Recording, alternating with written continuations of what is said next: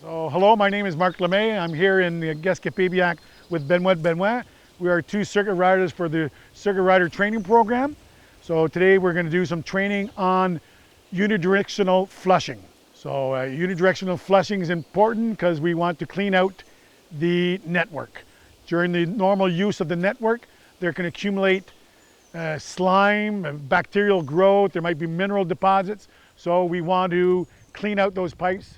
And to do so, we're going to force water at high pressure, high velocity through the pipes so that it cleans out the pipe. First thing first, when we're flushing the network, we're going to be working on the street or beside the streets on the hydrants. So there's many safety procedure to follow.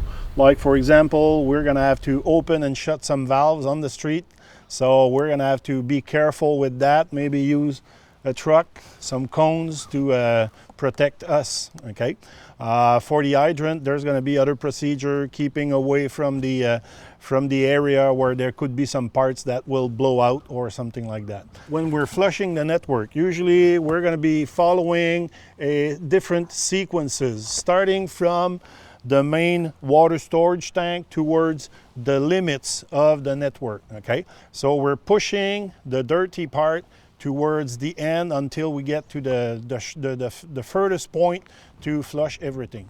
The sequences, usually they're in a binder, or sometimes we can have it also on a little tablet, electronic tablet. And usually we're gonna have in these sequences, we're gonna have the lanes or the route that we're gonna do, the valve that we're gonna have to shut or keep open or reopen depending on the situation, and which hydrant we're gonna use. Okay, we're gonna keep track of different information such as the static pressure, the dynamic pressure, the flow, the water quality beginning of the flushing and at the end. Okay, we're gonna keep track of that. Of course, over the time, we're going to be able to see if we gain in quality in the water. Okay, the unidirectional flushing should be performed once a year. Okay, depending on your network, it might be, or the water quality, it might be twice a year. But what we suggest, at least once a year. It will help us also to operate the valves in the streets. So we're going to be sure that they're working fine. Okay. Same thing for the hydrants, okay? By manipulating, opening and shutting the hydrants, we're going to be able to see if they're working well and if there's some defect that we have to repair on the hydrants also. We first went to the plant, made sure that the fire pump was on, seen what the quality of the water being distributed was, the turbidity, the pressure, chlorine levels, and then we went to do the first sequence. You can see sequence number 1. Okay, so this here is the water treatment plant. Okay, so our first sequence is going to be cleaning out the line that is dark here up until this fire hydrant. So you can see that this is looped. So if we were just to open up this fire hydrant, water would come to this hydrant through this side and this side, so we wouldn't have the maximum speed coming through this pipe. So that's why we close this valve and this valve, so water can only go to this hydrant through this line, creating the maximum velocity and the maximum flow of water to that hydrant. So that is why we close off these valves. Okay, so we'll go close off the valves and then we'll set up at the fire hydrant.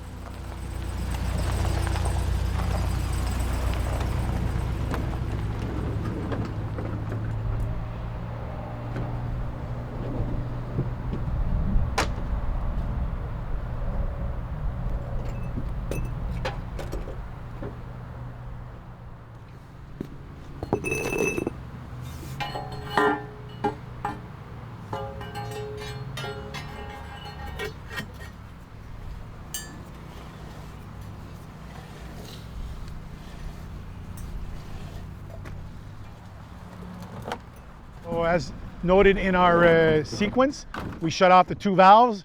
So now we're going to install the equipment that we need to put on the fire hydrant to be able to do the proper rinse. What we've installed so far, okay, we've installed 2 gate valves, okay, so in case something happens, we're able to isolate the valve very quickly. We've located the hydrant shut-off valve, so if something goes on, we're able to address that problem right away. On this side, we have our fire hose. At the end of the fire hose, we have a flow arrestor, so we're not breaking up the landscaping of the people around the fire hydrant. On this side, we put a pressure gauge on, which is going to be able to give us our static pressure and our dynamic pressure. Once we've flushed the hydrant out for a few minutes, we will remove the pressure gauge and put on a flow meter. So then we'll have the proper flow to be able to tell us how many minutes that we're supposed to flush the valve to make sure that the flush the line on this sequence to make sure it's clean. Okay, let's get the air out.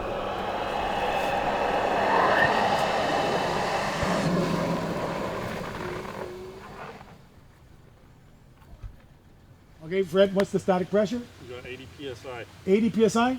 Okay. There you go. So we'll be ready to open up the hydrant, and we'll start our timer for calculating how much time we're going to rinse.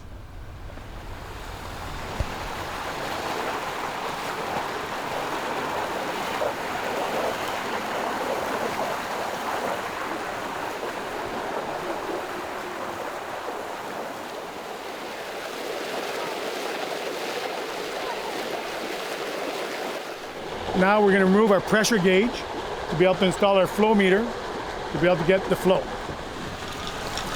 There you go.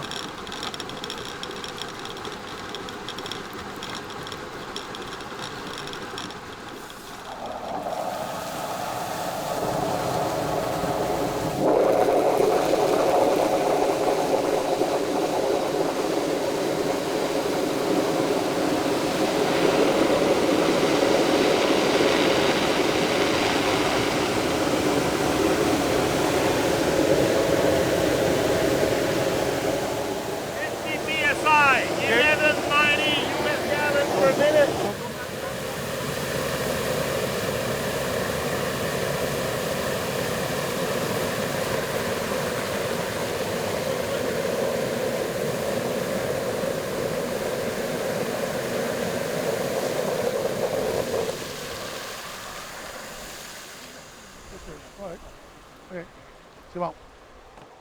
All good. All good. So we need 5 minutes. So right now we've already been going like for 6 minutes. So let's do a little turbidity test. Okay, 0.88. So we're good. So we can pick everything and close everything down and get the next sequence.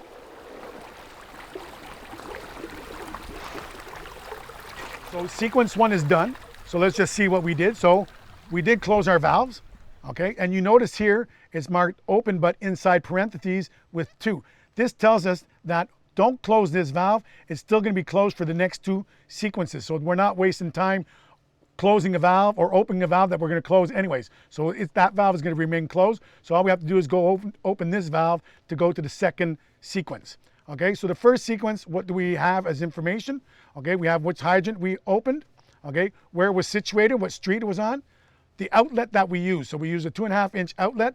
We had no elbow because we came off the outlet straight into a fire hose. We measured our static pressure, our dynamic pressure, and we came to the flow of 1,190 US gallons per minute, okay? And that told us down here how long we had to rinse. So if we have like 65, we come down here, so we have to rinse at least for 5 minutes, okay? So we actually rinsed a little bit longer. We rinsed up to 8 minutes, okay? Just the time it takes to do it. Sometimes it takes a little longer, but that's not a problem. Then at the end, we measured what was our turbidity to make sure that we're below 1. So we were below 1 on the thing, so we knew that the 8 minutes was long enough, okay? And we also took what our water quality was before, at the initial, when we opened up the hydrant. So when we opened up the hydrant at the beginning, there was a lot of red in the water, the color, because there was iron oxide in the pipes, and it was opaque. And then during it, it started getting a little clearer, but there were still particles, okay? And finally, there was just clear water, so everything was good. We wrote the time, we did the thing, what was our crew, and our date. So if there would have been anything that, let's say, abnormalities with the fire hydrant, the caps weren't right, something was wrong, we have a place to write comments down. So once this is done, all the other sequences are the same. We just go through the same stuff. So number 2 would be shut this valve, shut that valve, and then go to this fire hydrant and then fill out the same data. So it's just one step after the other, and it's all the same. As long as you know how to do one, you're pretty good to do the rest. Okay, so let's recap what we did.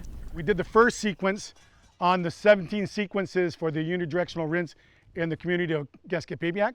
So the first sequence required us to shut 2 valves so that water was coming straight from the pump house to the first hydrant. So we shut off those 2 valves, making sure that we controlled the work area around us and did it properly for safety measures. Then we went to the fire hydrant, we put on our equipment, we installed the pressure gauge on one side with the gate valve and a fire hose with a flow arrestor on the other side, so we didn't disturb the landscaping around the fire hydrant.